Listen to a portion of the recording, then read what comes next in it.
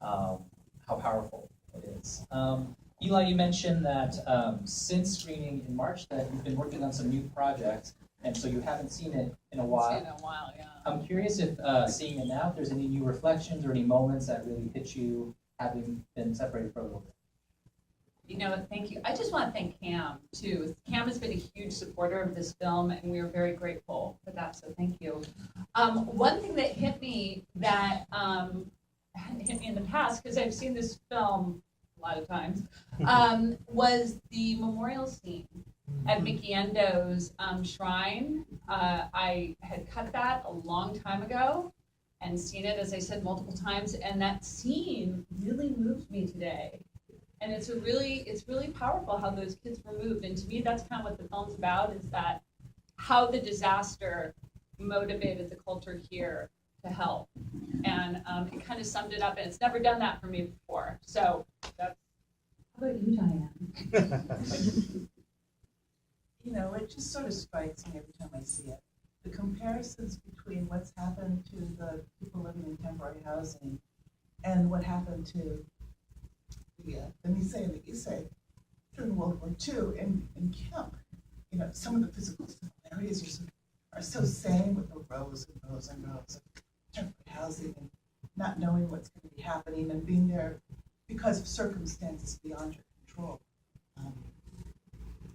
And then I saw, you know, the flowers and all the little things that they try to do to make it look more normal.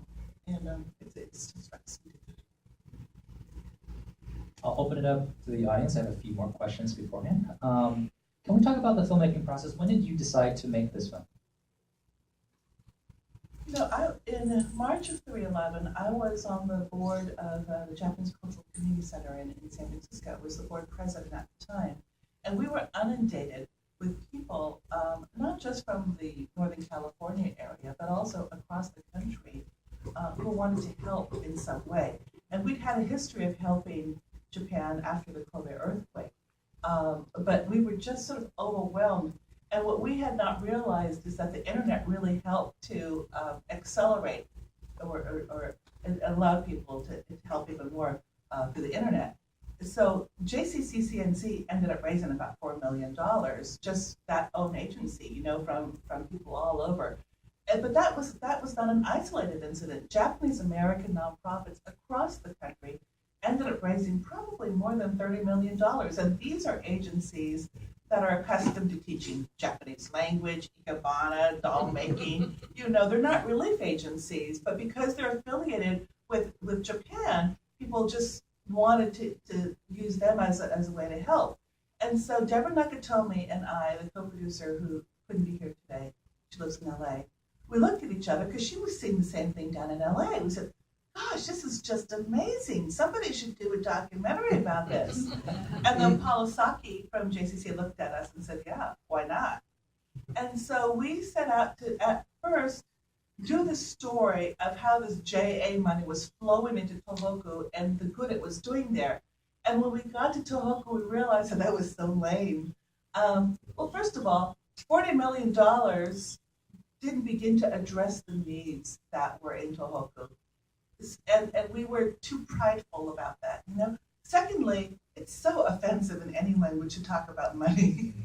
And third, you know, the Japanese were struggling, and they didn't want to be constantly reminded that they were the beneficiaries of charity, you know? It was a sort of an unclassy way of approaching that.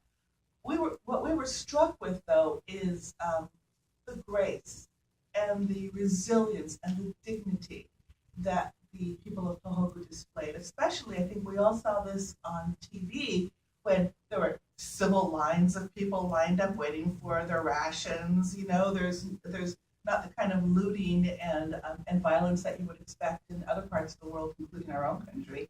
And we decided that was the story that we wanted to do. The story that we wanted to do really profiles the people and the strength of the people in Tohoku, but also the binds that Japanese Americans here still feel towards people in Japan.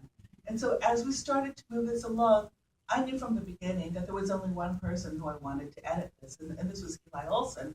And the reason is that not only is she one of the most, well, she's probably the most talented editor I know, but she's not Japanese American, and we as a community sort of intuitively know some things about being JA, kind of know gaman, kind of know shikataganai.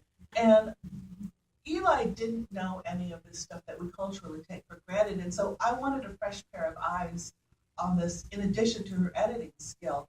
But as Eli started to pull more and more stuff out of me, wait, what's gaman really about?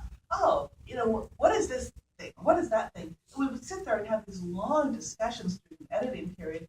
It occurred to me that her contribution was far more than just being an editor. And so we brought her to Japan, and she co-directed. And she deserves every bit of the co-director title that she has. She really helped to bring that out. So that's what I came about. I know you've been touring with the film. Have you screened the film in Japan? Or people in the film, have they seen the film, and what were the reactions? Well, I'm happy to make a couple of announcements. Number one is that my family and I went to Japan on a family vacation. Well, just three of us, sorry. In June, and my husband very much had wanted to see Tohoku. He'd heard and lived with it for so long, he'd never been there. So we went up there, and we were able to make some connections through friends at Tohoku Gakuin University in the Miyagi International Association, and they have invited us to screen the film in Sendai on November 15th, which is really exciting.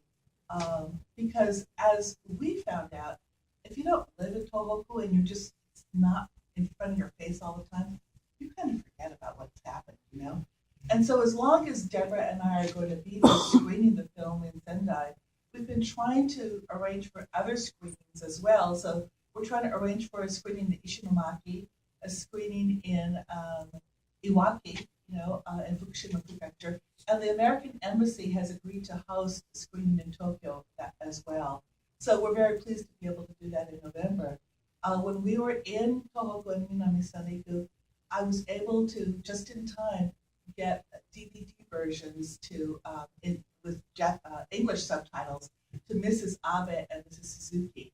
And we visited them in temporary housing, and we gave it to them, and we brought laptop computers so they could see. And, at first, they kind of didn't remember that we'd been there 2 or 3 years ago. It had been so long, and it was just like an hour or two out of their lives. And then as they saw this, they were really surprised that one, they had been featured so prominently.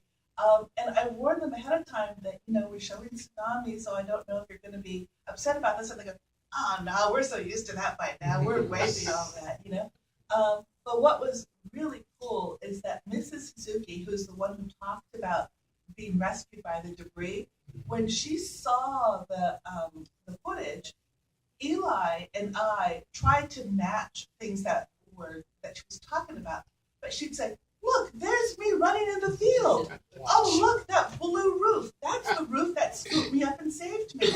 And we didn't know for certain that was her roof, but that was her running in the field.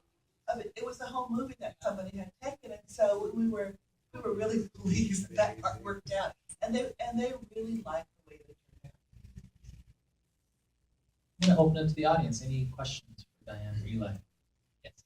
Did you consider Sundance Film Festival? We did consider Sundance Film Festival, and Sundance did not consider us. Unfortunately, boy, did they miss out. So, yeah, absolutely. Maybe we should try again, Dianne. Sorry. Any more questions?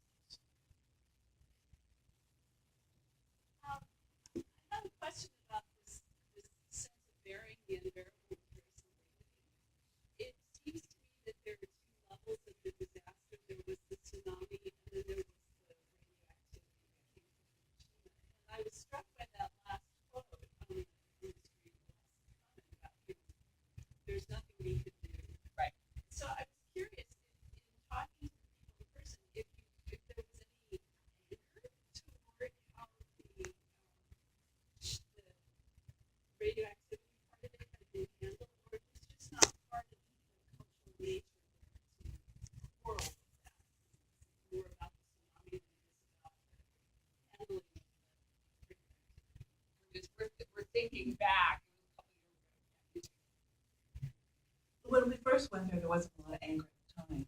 But as we started to go back and we made the 4 or 5 trips, there was more and more frustration about the nuclear and the government's inability to move quickly.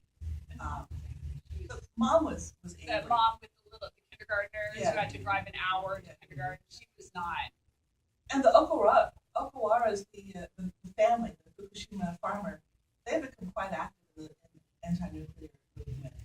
But at first it was just sort of surviving and getting by, and as time went on and not much progress had been made and there was still a lot of controversy about whether or not to reopen the other reactors, I seem to have sensed more anger.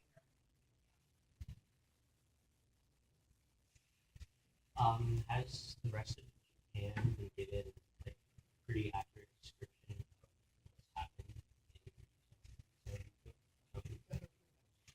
or is the government, a lot of times in these big disasters, governments will try to kind of downplay, the severity of it. And, I mean, you guys are coming from obviously way over here to tell that story. I mean, is the rest of Japan pretty aware of, the severity of the area? I think it's like our own country, right?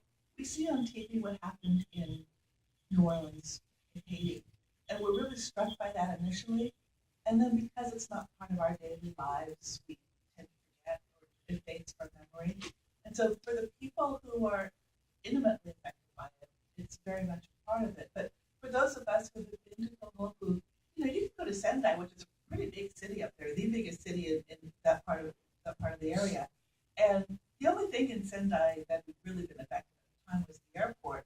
And life is going on, kind of like nothing has happened. So I don't know that I can blame the government for not being forthright with what's going on. I think it's human nature not to remember things if they're just not right in your face. And the minute the media leaves an area, it's like it hadn't happened.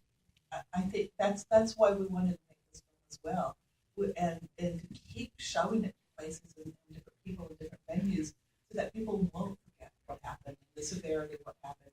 I mean, we all know intellectually how bad the damage was, but when you see stuff on a big screen like this, it really kind of impacts you.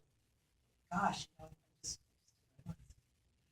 Well, and I'd also like to say that it was really important for us to have the stories from Tohoku. The people tell the story, so they were personal stories. It wasn't a government official. It wasn't an expert on it.